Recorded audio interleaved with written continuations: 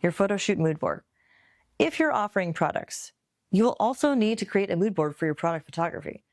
So you're going to build out another complete shot list of every shot you need and think about how you want to shoot them. How do you want to shoot your products? What's the lighting going to be? What's the backdrop? What's the vibe?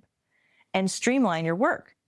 So depending on your budget, it might make more sense to knock out both your portraits and your product photography in one day at one location.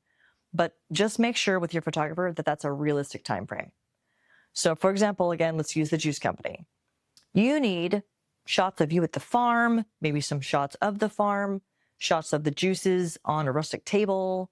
You could probably do this in one day as long as everything is planned ahead of time because the light's going to change. And some other things that you're going to have to consider, what's the weather going to be like? You know, if you're shooting a line of skincare and you've got 20 pieces to shoot, again, you know, can you shoot your products and yourself in the same studio all in one day? If you're in a studio, you have control over the lighting because you're just in a dark room. Nothing's going to change. It's going to be a lot easier to pull off doing both yourself and your products in one day. It just needs to be super efficient and economical. And keep in mind that once you start planning for a 2-day shoot, your budget is going to rocket into outer space. So be mindful of that.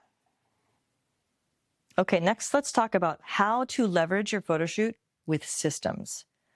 The goal is to build a system with one lighting scenario, one lighting setup for each product, and then consider how many angles you're going to need. Do you need to shoot the label on the back? Do you need a close-up? Like what shots do you need? You probably need one straight on, maybe one detail shot, one shot of the label, and one shot of a model using the product.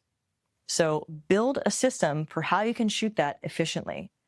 For something like that, I would probably shoot my portraits in the studio first so that my makeup looks fresh, then bring in the model to shoot with each product and then let them leave, and then shoot each product, which is kind of an easier thing, with their 3 variants, you know, the front and a detail in the back, and call it a day, you know, but start with whatever is hardest first.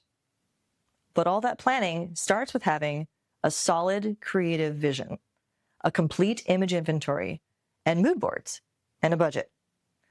And once you've established those, you can go out and find yourself a hot shit photographer to help you execute it.